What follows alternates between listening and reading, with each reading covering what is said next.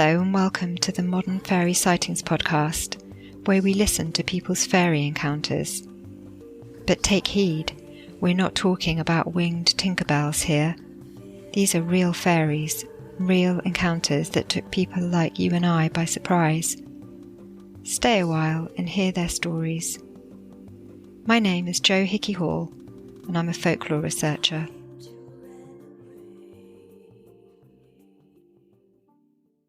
Dear listener, Happy New Year.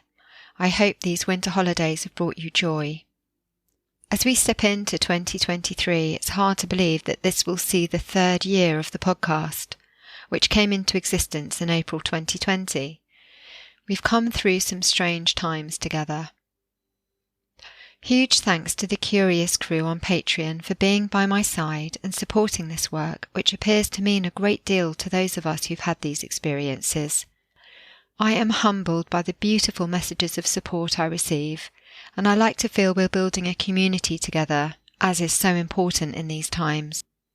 In the coming weeks, we have a tea ceremony workshop that's open to anyone, so you can join us there. This session with Todd Grube teaches you how to work with tea as a plant medicine to connect with the Fae. We've got one coming up this Saturday, January the 7th at 7 p.m. GMT. This session will last about an hour and a half. And then the following Saturday, on the 14th, we've got one starting at 9 a.m. GMT. So that's Saturday the 14th of January and Saturday the 7th of January. If you'd like to join us, please do hop onto the show notes, scarletofthefae.com. There you can book on Eventbrite, and we look forward to meeting many of you there. And then later in January, his 6-week Qigong course takes place. This further connects you to Fae through physical poses. This group of sessions is exclusive to Patreons, so if you would like to join us, we would love to see you there too. This episode is a beautiful in-depth chat with Brett Manning. Brett is a well-known and much-admired artist of the strange. Her new book, One Foot in the Green, presents insightful and characterful interpretations of the Fae and cryptid beings. Her sense of the otherworld is inspired by her own dreams and personal experiences. This chat is a really generous and open-hearted discussion about her relationship with these beings and their realms.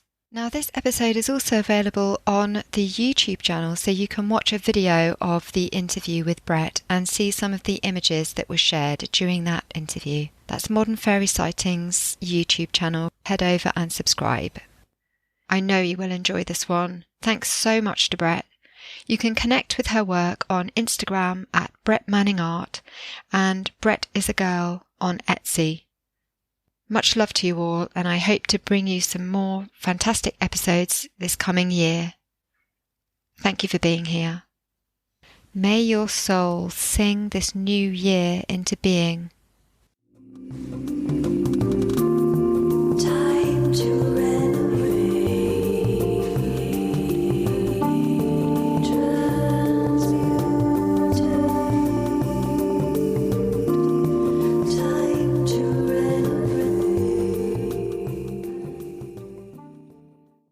Welcome to the Modern Fairy Sightings Podcast. I am so happy to have with me artist Brett Manning and recently published author also.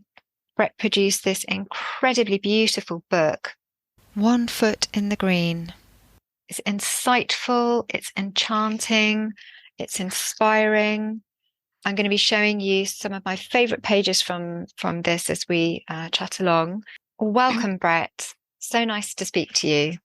Thank you. You as well. This is very exciting for me.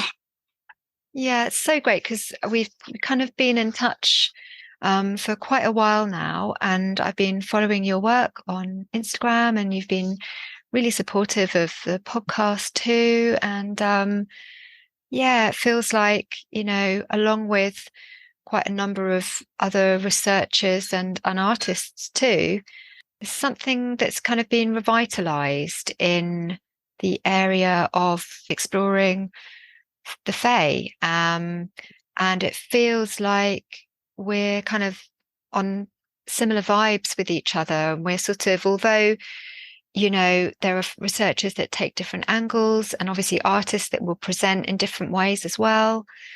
There's a sense that it's coming from the same place in some way, that is a lot of kind of heart connection going on, it feels like anyway. And I completely agree. It's been really interesting to see the works of different artists that I was unaware of for the longest time. And they're creating things that are strikingly similar to things that I'm creating. And I'll hear stories as well. And they're so similar to things that I've experienced. And so for that, I just am really grateful that there's a community of people who are sharing these things together. And we're somehow all finding each other right now. It's so true. And perhaps we can talk about how, whether lockdown had any kind of particular surge for you, and it may well not have done, but a couple of other women that I've spoken to recently that are fellow researchers, we realized, and we hadn't known until recently, that we all began this part of our journey in a kind of it's almost like we had stuff going on in the background, from sort of 2016ish onwards. But then with lockdown, it started to become external. We were kind of preparing for that to go externally into the world. And I don't know whether that resonates with you or not. Very much so. Actually, the book that I just put out is a mostly newer work starting from 2020, but a lot of the smaller illustrations came from smaller little books that I had put out starting in 2015, 2016. I think that's when I self-published those as well. But I had been sitting on those for a really long time. And for some reason, I was just completely compelled and inspired to just finally finish that giant project, which was the book one. So I'm glad I went through with it. I was kind of sitting on it for a couple years, and with lockdown, it wasn't even that I had extra time. I was more busy in 2020 than any other year I can think of. So I was just working so hard all the time, but it didn't feel like work at all. It was just so fun for me.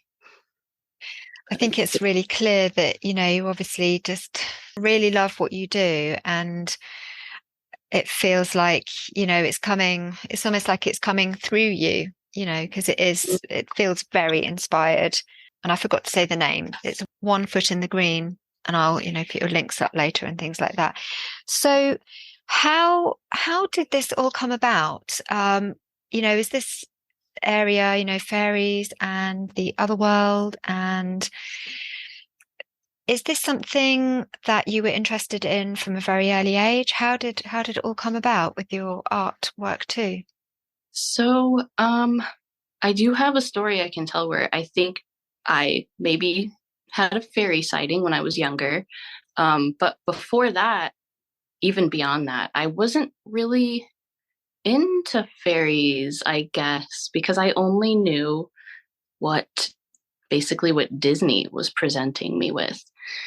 So outside of that, I was always extremely interested, almost obsessed with like Sasquatch and aliens, just like the world of cryptids and ghosts. So I was always kind of in that world, but also incredibly inspired by just the natural world. Like Beatrix Potter is probably one of my biggest inspirations. Those were my favorite books as a kid, and even reading them now, they're just so charming and cute, and I just love them. So it's just a combination of the natural world and animals and plants with my obsession for the paranormal.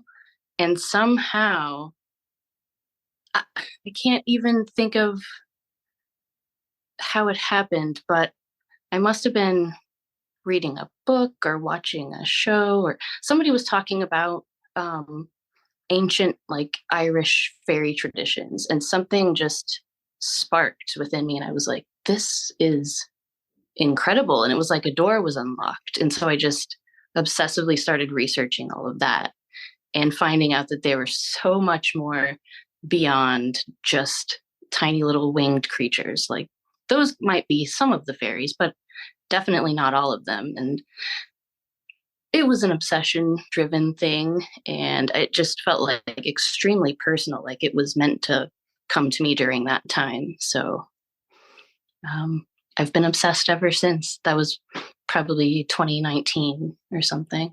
Oh, okay. Pretty recently, actually. Yeah. Before Wow. cryptids, really, but Before the what? Sorry, before my fairy obsession, I was mostly just in the cryptid realm. So, but I feel like they're between all of these things anyway. So, I feel like fairies were just a natural progression of my interests. So. Yeah, because in your book also you have sections on, the black dog.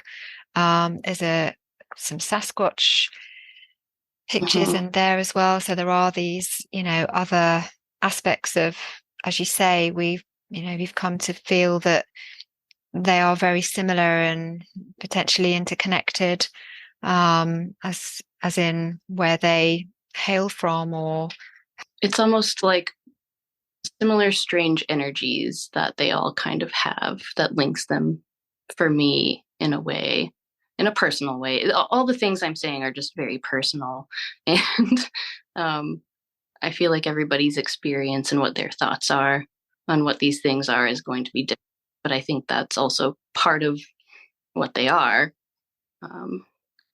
They're all kinds of things to different people. But for me, they all kind of resonate with each other on this. Now I'm just rambling. You can cut this out. Not at all. I mean, because that comes across in the book as well, and I think that that's really useful to say.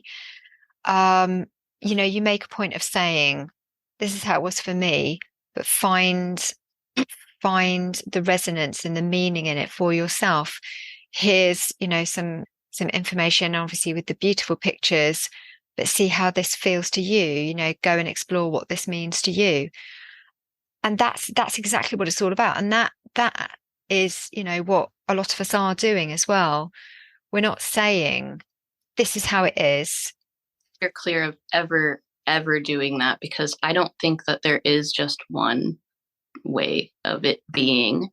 I think everybody is, though we're a community, we all have our own individual ways of looking at things. And I think they're all valid. So I guess that's what I was trying to say. Maybe you don't have to cut that. It'll just sound like me, but slightly coherent. Yeah, that's it. It's just interesting to hear other people's points of view. And when I have these amazing guests come on the podcast and tell me about their experiences, that's the beauty of it. It's just their own personal experience. And everybody's is so different as well. This is the thing, but there is something that ties them together, and it's that same sense that ties us all, researchers and artists together too. And I don't know, maybe it feels a bit magic, that there's a knowingness behind it all.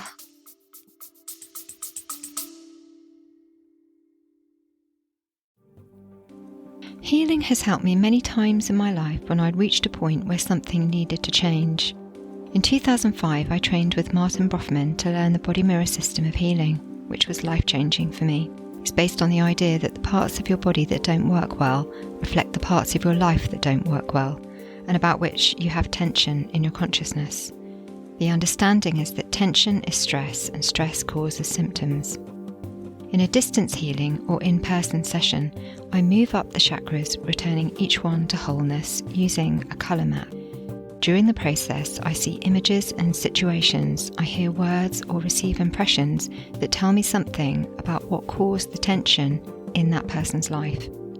The feedback at the end of the session is a really big part of the healing. If you're interested in a chakra healing session, you can contact me at scarletofthefae@gmail.com.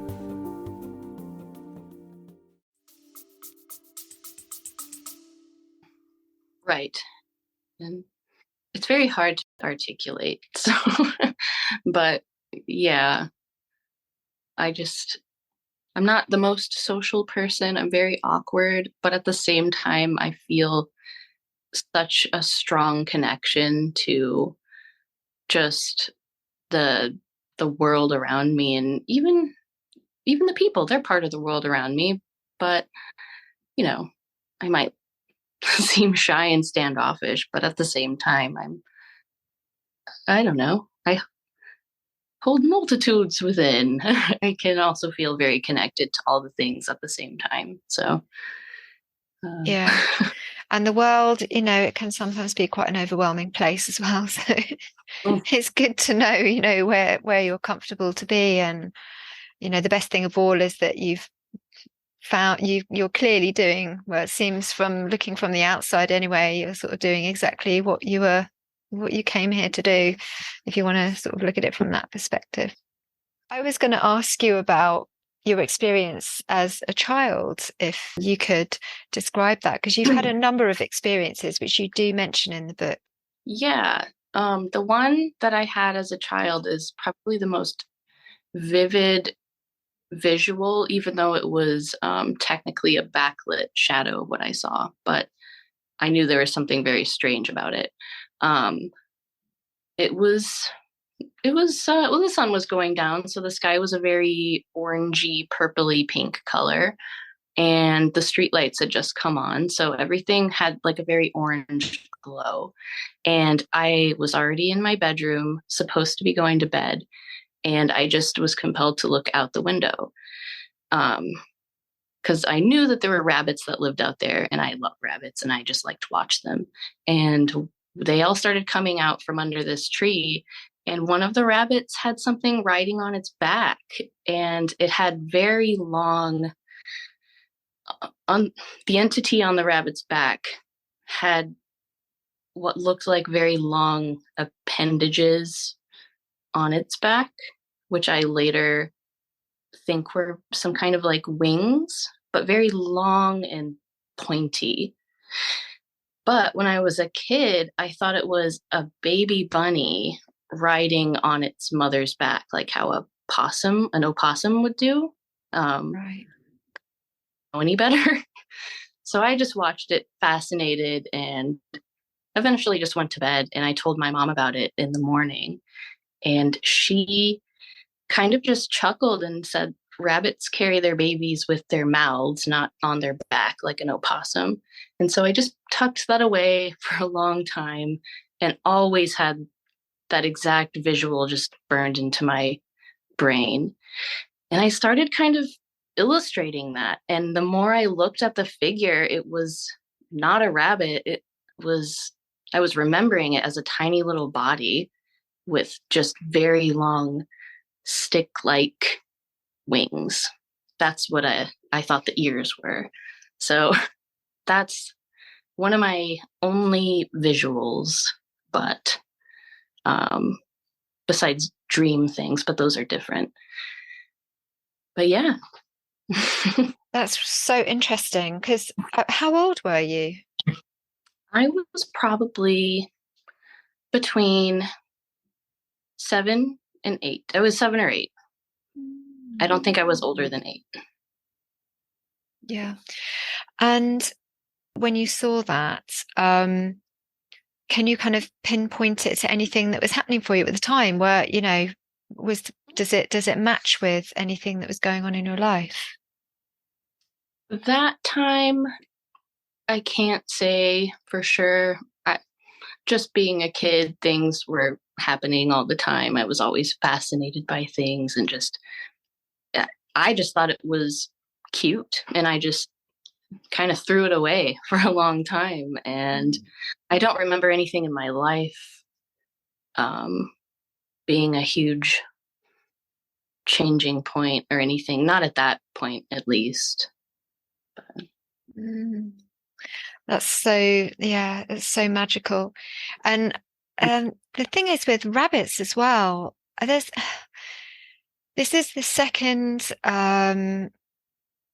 extraordinary kind of tale that I've heard in the last 24 hours, with connected with a rabbit, because so a friend of mine, Bethan Briggs Miller, who runs the Eerie Essex podcast with her partner Ailsa, her co-host, I should say, podcast host.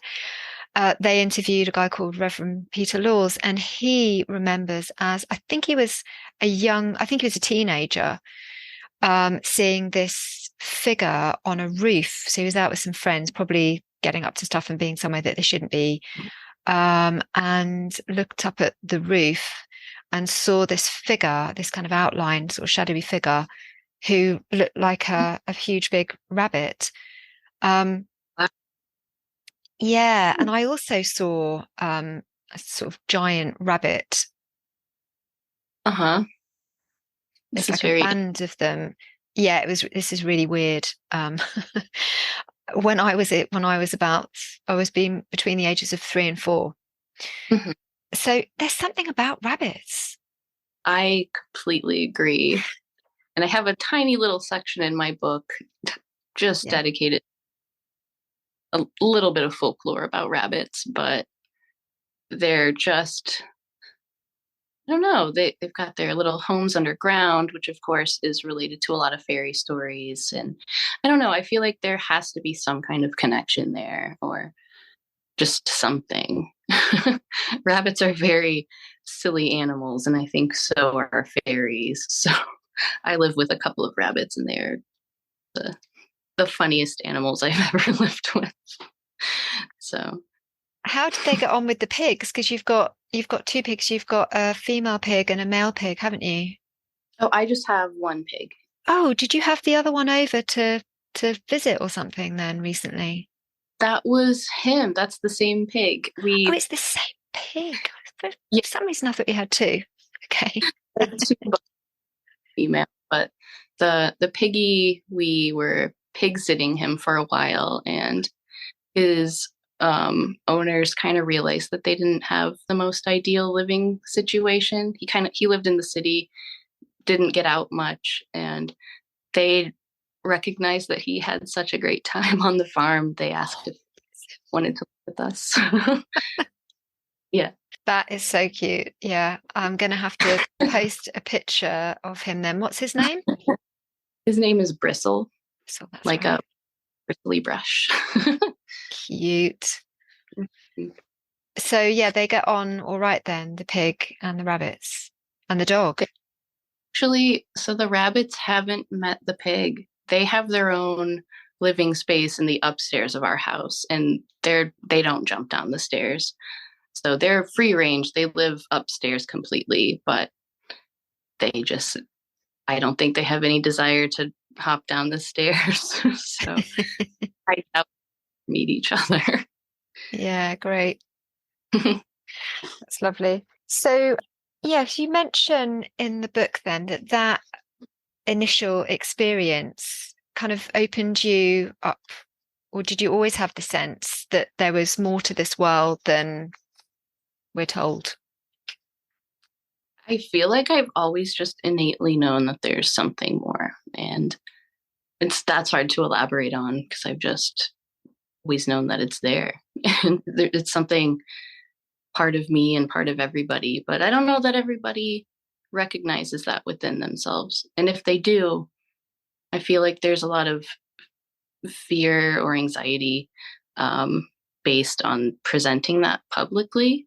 But I've gotten to a place where I just do not care anymore. So if people want to think that I am crazy, which I don't like that word, but they can think that. But I'm very happy and doing exactly what I want. And I think that's a huge success in life. Absolutely. I'm 100% with you there as well. I could not give monkeys what people think of me at all.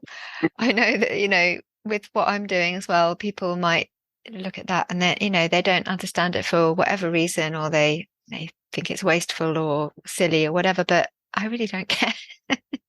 But I know that feeling when you're younger, and the most important thing in the world is just to sort of not stand out because, at school it's tricky, isn't it? But yeah, I think more and more people, it feels like this anyway, that more and more people are just thinking, well, let's just get on with it, because what we've all been through in the last few years kind of made us realize that, well, it got us to think about maybe, who are the really important people in our lives. Do we love living where we're living at the moment? Because we had to spend a lot of time at home.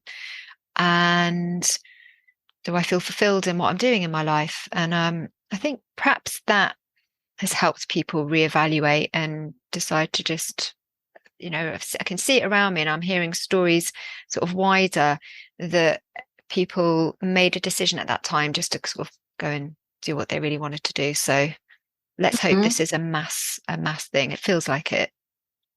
I hope so. If at a small scale right now, I feel like with all of the stuff that I've been seeing going on, which is all pretty interesting and enlightening and positive stuff, like on social media, people, what they're posting, their art, their stories, their podcasts. I feel like it's a really good thing that's happening now, and it's only going to hopefully expand and reach more people and help more people see that there are many ways to think and live your life. And fairies and cryptids, and it's fine because, like, I don't know, it's more fun to just think that way. It's just a positive, I think. Positive mindset. Yeah. Yeah, it's another way to relate to the world, isn't it? And kind of makes me think about acceptance as well, that, through kind of healing system that I've been involved with for many, many years, the body mirror system. I remember chatting to the guy that taught me that, and he was always saying that this time that we're kind of moving out of ego, we're moving out of solar plexus, and we're moving into heart chakra. And heart chakra is all about acceptance. And this kind of feels like that you can perhaps, be who you are and feel accepted for that. Very much so. And I think that is something I wanted to come across in my book. There's a lot of allusions to just, I don't know, it's not only about fairies. You could look at it in terms of like gender even. And that's something that a lot of people are realizing, that there are so many more than just two. And it's just a whole spectrum of amazing things. And I think fairies represent that really amazingly. And so, and not only that, there are just ways of thinking, just how different people's brains work. And those are all okay. Like, I recently learned that I am most likely dyslexic. I'm self-diagnosed, but everything I've ever seen and heard and read about it, I am definitely in this spectrum of being dyslexic. It's interesting that I wrote a book but it doesn't mean I can't read. It just means I take in the information a lot differently. But yeah, I feel like I wanted that to be expressed in the book. Just differences are not scary at all. That's just part of life. So. Oh, that's really great to hear. And,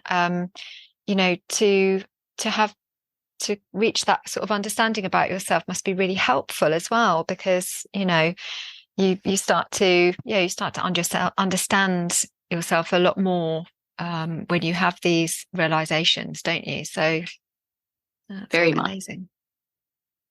Yeah, I think that's why I like podcasts so much, because I can retain information so much better when I can hear people, or I'm read to, or there's a visual aspect along with it, where that's why I like to draw. I think I hold on to that so much more than reading just a page of text, because none of that sticks at all. There's no comprehension, and I used to be so embarrassed by that, but that I don't care anymore because my brain works differently than other people's. So there's no shame at all.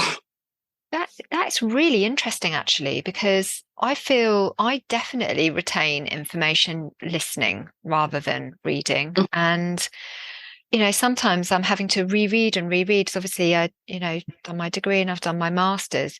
It's really hard, especially I think because I did my master's after my father passed away, and he had just passed away when I started my master's a month later, and the parts of my brain that were meant to talk to each other just didn't, I think, just from grief. And I really struggled. And actually, I do find that listening, because as you say, you create those visuals in your mind, and those are the connections that seem to work really well with my way of thinking too.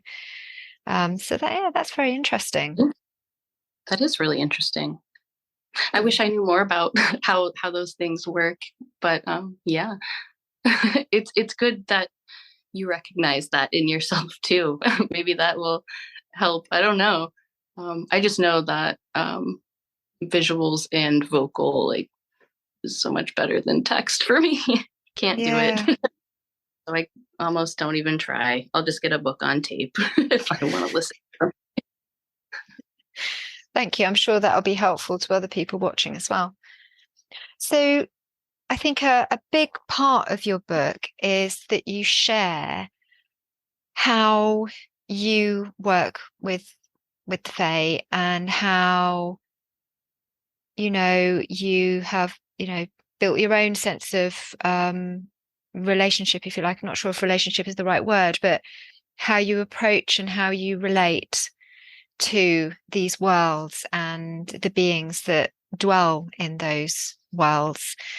Could you talk a little bit about that and how that has developed sort of over the years and fed into your artwork? And I guess it's a cycle, isn't it? Because it just keeps informing, one informs the other, doesn't it?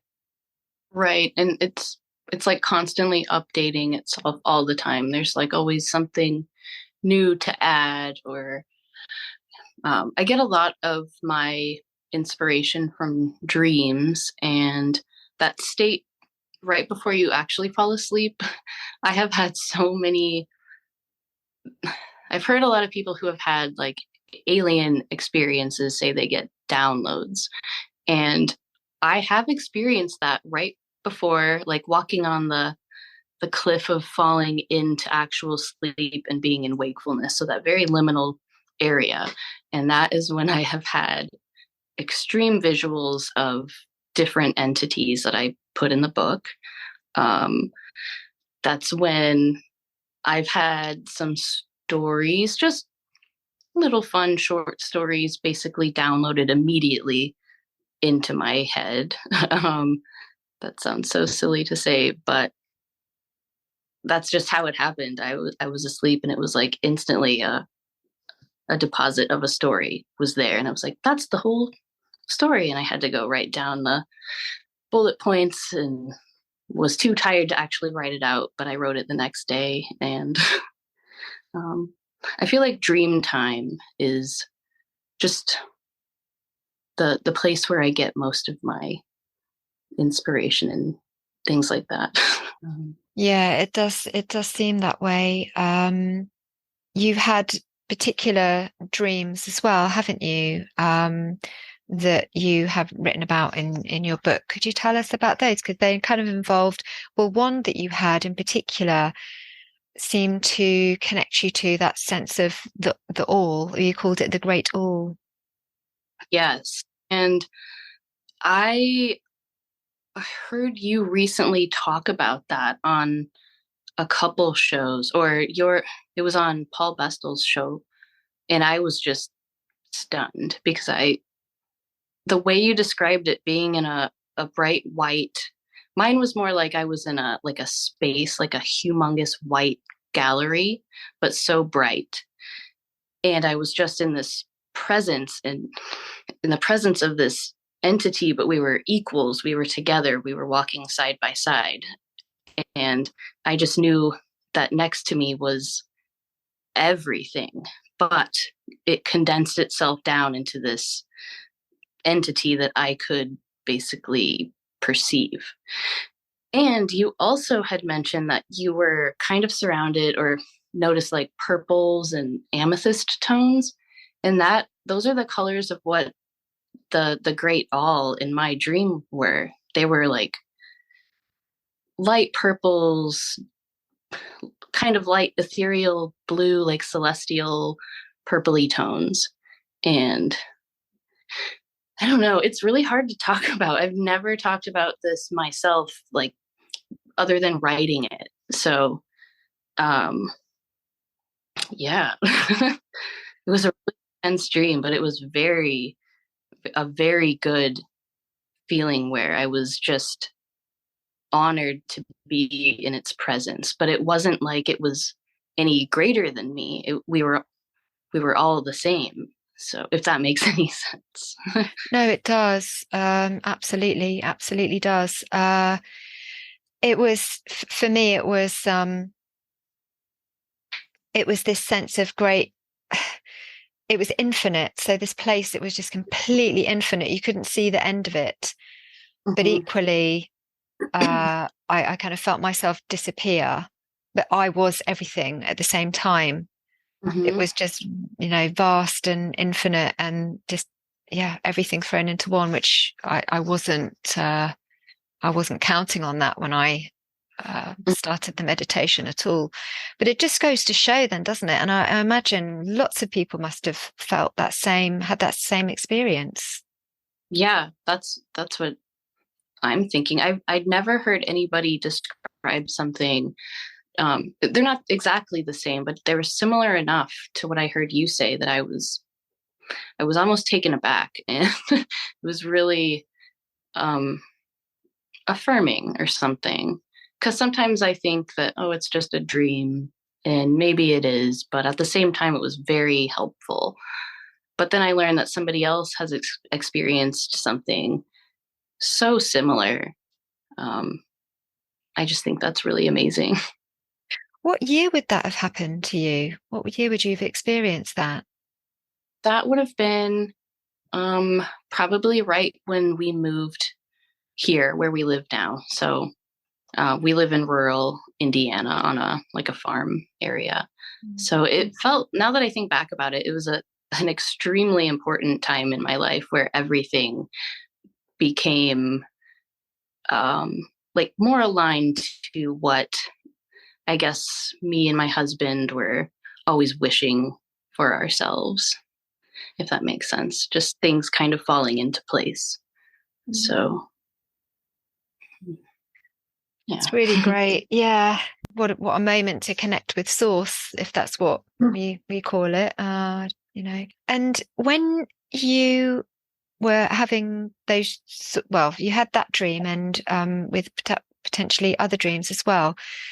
Was there anything that you were doing before you went to sleep? Were you kind of meditating before you went to sleep, or anything about like a routine before you went to sleep or anything like that? And also, I wanted to ask if there was anything about those kinds of dreams that really marked them out as different to, general dreams. Yes, these are dreams that are so not like dreams. They're like I am in another place, and that's extremely apparent when I'm there. And that was one of them for sure. I don't think at the time I had started doing any kind of ritual before I would go to bed, but I started looking into things like that. So I haven't made this for a while, but I had made some, I call them dream oil blends or dream inducing blends. And they're just either a roll on essential oil perfume, or maybe I've made salves before as well, but I'll infuse different things like mugwort and lavender. And I've been growing those myself the past couple years. So I really want to start using the stuff that I've grown myself in those blends, and just make some more of them, because I used to sell them, but I didn't make very many at all. But so many people did tell me that they had some really amazing dreams afterwards. So that was very encouraging. So I hope that maybe the ones that I end up making with the herbs that I actually grow have even even more of something to it. Yes, I don't know if you can hear that dog next door. I'm very interested. Very interested. A friend gave me a salve recently, and it was I think it was mugwort. I think it was mugwort. Mm-hmm. And he's just in the process of making a fly agaric one. And that I Wow. yeah, I I would have. be interested in that. Sure. Well, yeah, I'll let him know. But so you sell your bits and bobs on Etsy, don't you? Yeah, my prints and candles and things. I don't make candles and the salves and perfumes that much. I have to be in the mindset to do it. If I'm just making them and there's no intention behind it, then I don't feel as good about it. So I kind of stopped doing that, and I do them seasonally now, with how I'm feeling, how that season, what it kind of brings to me personally. And just, this sounds cheesy, but just kind of like infusing all of my works with those emotions of the season. So it's Yeah, hard to turn. that's great, because you're not making things because you feel you have to. You're making them with love, and you're making them with your intuition and wisdom, and that's the best way to go about things. Yeah, that's what I've definitely been trying to do lately.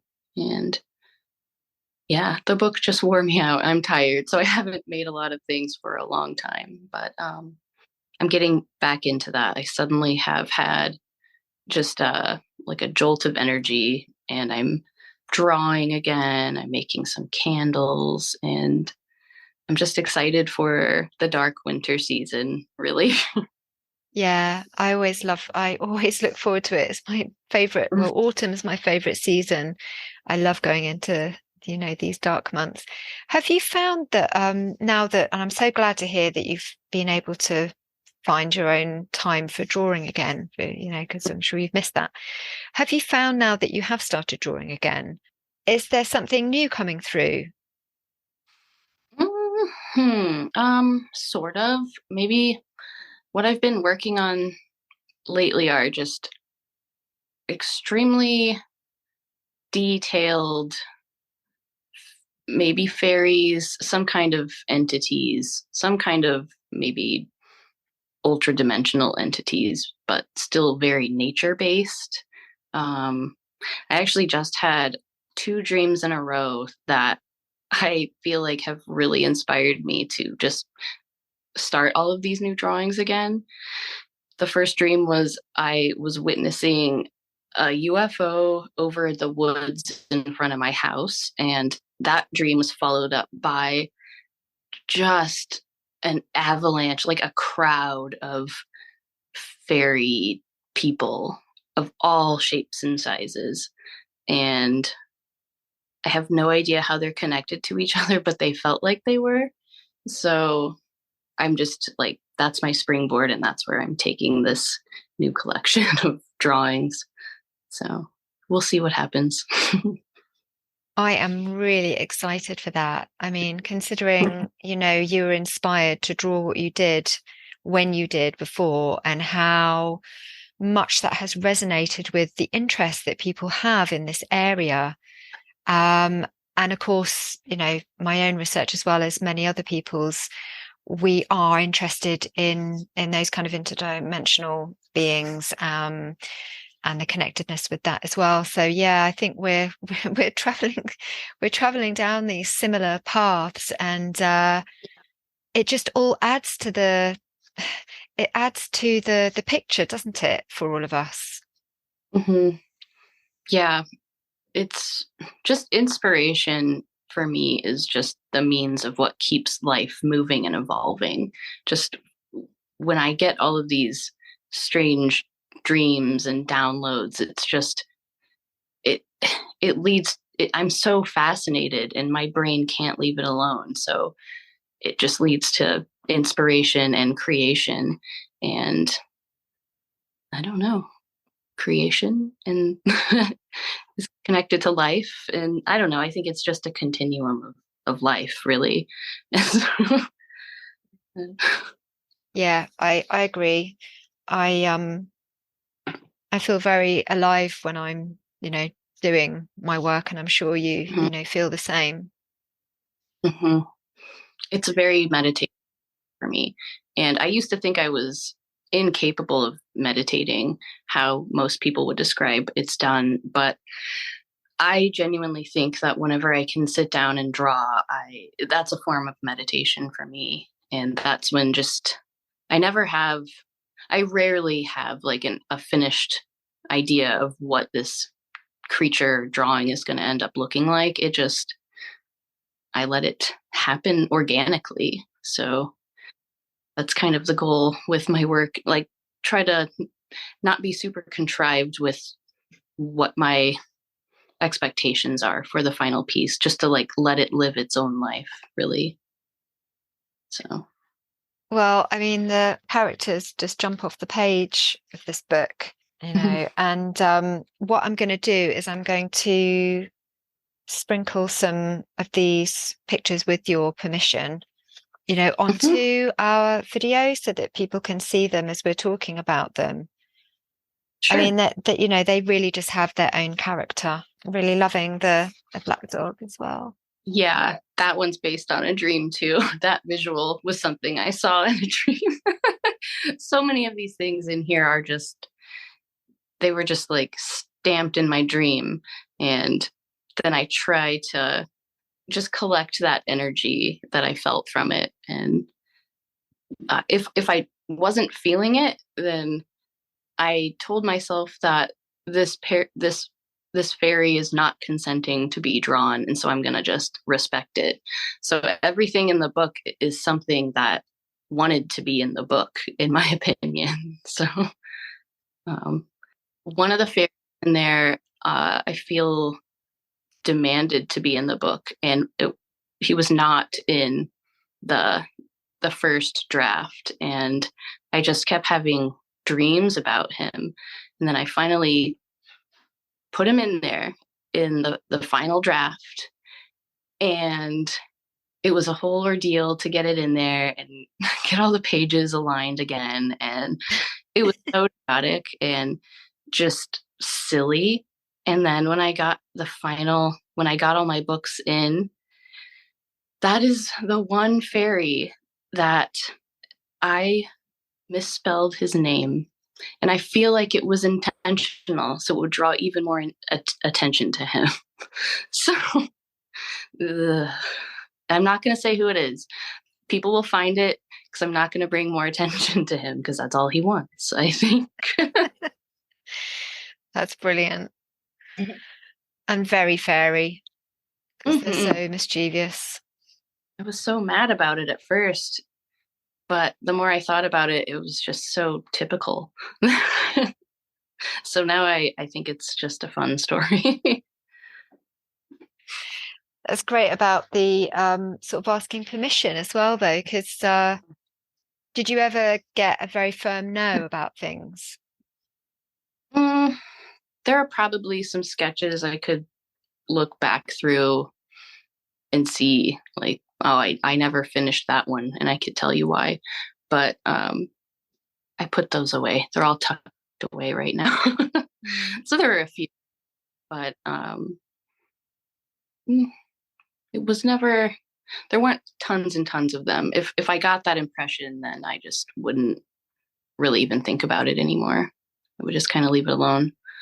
I think that's a really useful tip for people in general when interacting with the Fae, basically. I think, it's a kind of sense thing, and drawing back if it doesn't feel right, and the most sensible thing to do. Right. And it was important for me to not show them in like as though they're a novelty or something, but bring through their actual personality. Not just like silly little tricksters, which, a lot of them are that, but there's so much more to all of them than that. And it was important for me to just give them their own, just, I don't know. Introduction. It feels like it's that they want to be kind of introduced in some way. That's kind of what it feels like. I agree with that. Yeah, that's a good way to put it. But yeah. So, and now they're out there, and I just wonder what happens next and how your dreams may change, or what happens next in the adventure, now that they are out there. So yeah, it's really exciting. Yeah, I'm excited about it too. There's so much more. There's so many things I wish I could have done with the whole book. There's just, I keep saying the word inspiration, but like there's just so much of it around right now, and I'm just able to constantly be able to tap into that. Even when I am tired and not working, there's never a moment where I'm completely over it. I'm still heavily interested in just plotting my next drawings or something. There's always more. So. Well, thank you very much for doing what you're doing, because it's just utterly brilliant. And, I've been able to get a lot from it personally. And I know that it's done that for a lot of other people as well. So yeah, thanks for all your work that it's done with, such an open heart, and with honor and respect to these beings and the places that they come from, and the recognition of, how important it is to our landscape for these beings to be able to live in harmony with us, basically, which is what I feel, you've captured in your book, in your writing as well. Thank you. Yeah, living harmoniously with all things is kind of like the one of the main themes of this whole collection, I think. So thank you. Where is the best place for people to contact you? I'm mostly pretty much on Instagram, and it's just my name, Brett Manning, and then the word art. So Brett Manning Art. And same on Facebook. Great, good stuff. Okay. Thank you very much. I'm loving the wall behind you, by the way. Thanks. Thank you very much for joining me, Brett. And yeah, speak to you soon. Keep us posted with what you're doing and your dreams too. Oh, thank you. Thanks.